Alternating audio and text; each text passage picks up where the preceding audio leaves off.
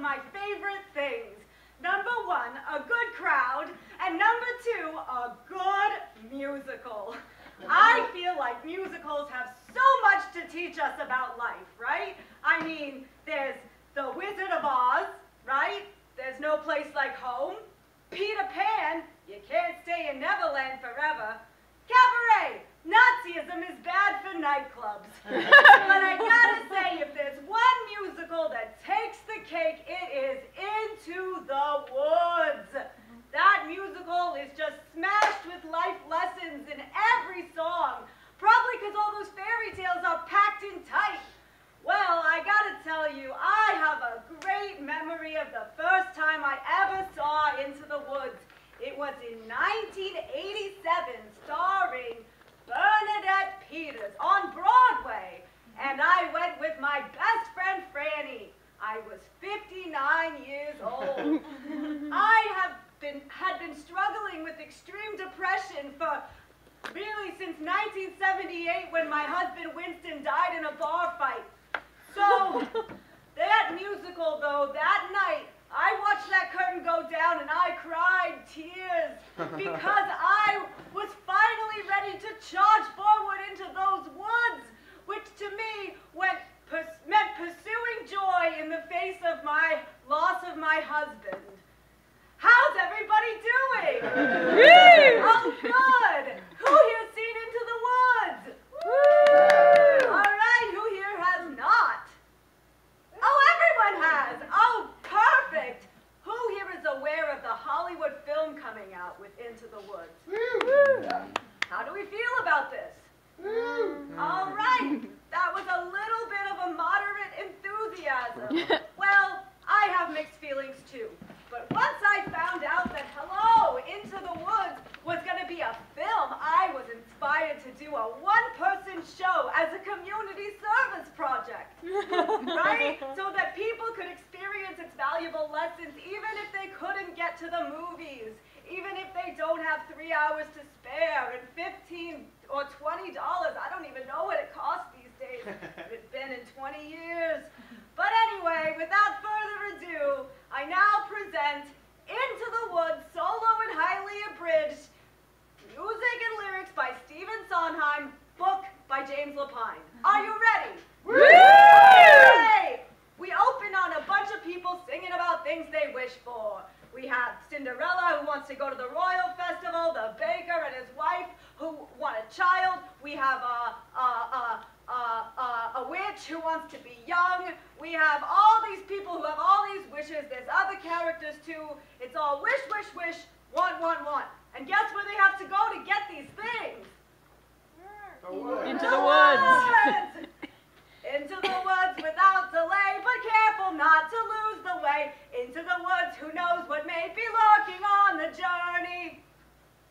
The lesson here is on your way to getting that thing you wish for, you might run into something strange or scary. So be careful.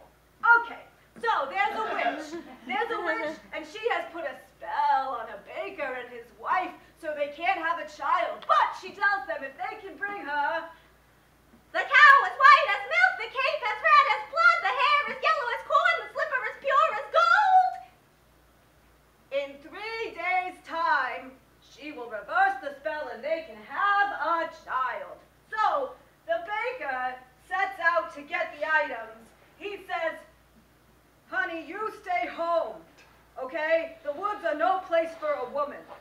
I want to go too. Too bad. You are supposed to stay at home. Meanwhile, there's a little red. That's her name. She's a girl, not a color.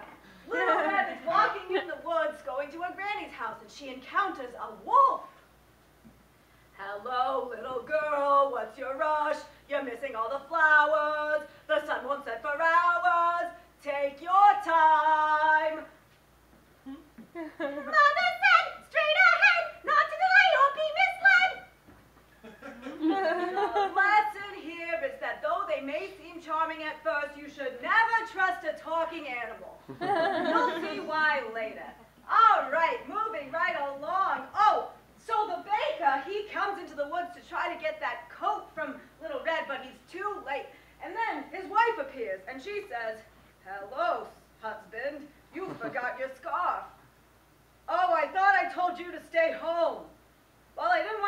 get cold in the woods, well, that's nice.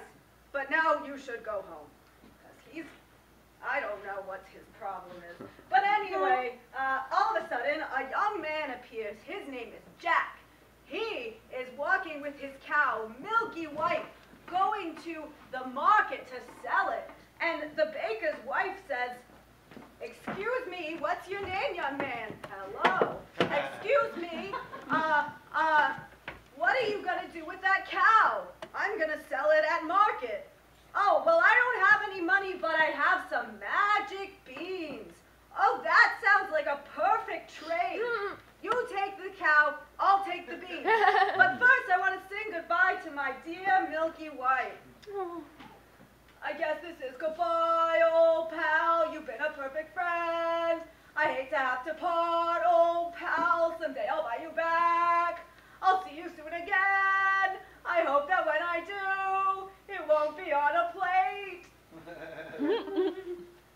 The lesson here is that sometimes when you're poor, the only choice you have is to sell your best friend. Especially if that friend is a cow. Right? Am I right?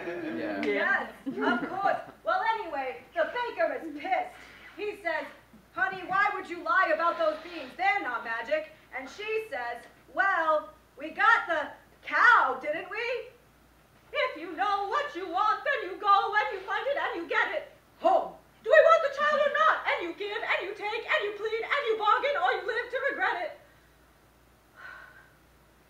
The lesson here is that sometimes when you want to have a child, it's okay to lie. That's Stephen Sondheim. He puts words together like a man. He is a man. Is he alive? Yes. Oh, good. Well, anyway, I forgot to mention Rapunzel. Oh, in this show, she is the witch's daughter, and the witch keeps her locked in a tower so that she knows where Rapunzel is at all times. They sing about their life situation.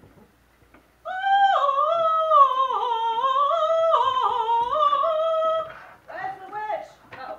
Children are a blessing. If you know where they are. Nothing so distressing, though, as when they keep you guessing, so be sure to keep all your jaws ajar. Make a little world. A little world is good enough for me. Perfect. A little world is what it needs to be. Perfect. A little world is perfect. Holy moly. The lesson here is that if you want to protect your daughter, you should lock her in a tower. Now, this is not a lesson I personally agree with, but sometimes you have to remember these things were written by men. Oh, what's next? Oh, right. Oh, here is where things really start to heat up.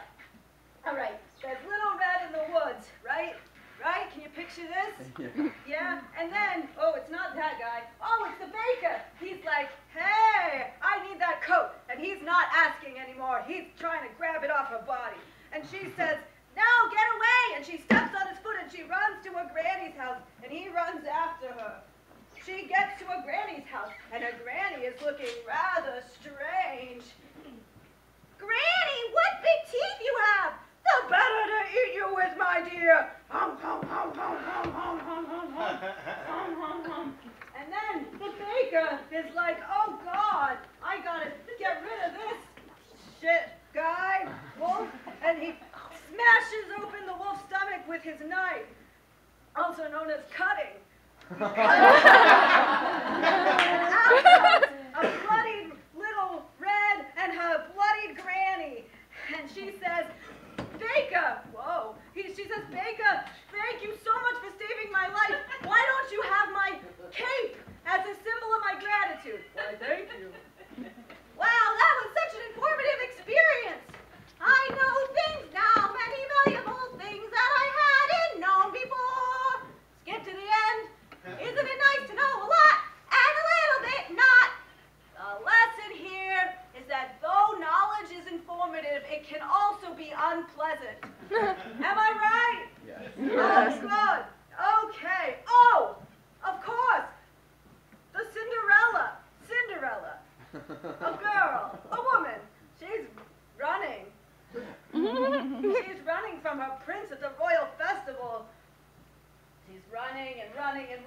and the baker's wife is walking. And she runs into the walking baker's wife, and the baker's wife is like, "Hey, where are you running from?" "I'm running from the prince." "What? Why would you run from a prince? They are so great." "Well, I don't know how I feel about him. Why don't we find out more about this prince?" "Well, he's a very nice prince, and it's a very nice ball, and when I enter they trumpeted, and the prince, oh, the prince, yes, the prince, well, he's tall." The lesson here is that the baker's wife has the hots for princes. I can relate to that one. Who else can? Princes, am I right? Okay, so, well, then she realizes that her shoes are made of gold, and she runs after her begging for them. "Give me your shoes, no, give me your shoes, no." And then it's almost the end of the first midnight, which means that they have 2 midnights left to get the items that the witch has requested if they are to have a child. Are you following? Yes. Okay, good.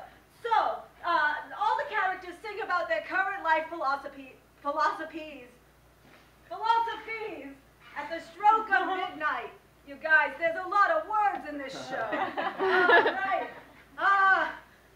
Sometimes the things you most wish for are not to be touched. The harder to get, the better to have. Slotted spoons don't hold much soup. The lesson here is that there are an infinite number of lessons. Yes, it is true. Oh, Jack, remember him? With the cow? Mm-hmm. Good. He's coming because he's going to sing a song. Because you know what happened? When he brought those beans home, his mother was not happy because that was not money. She did not believe in magic beans. She threw them over her shoulder, and you know what grew? A magic beanstalk. Ha-ha! Shows her.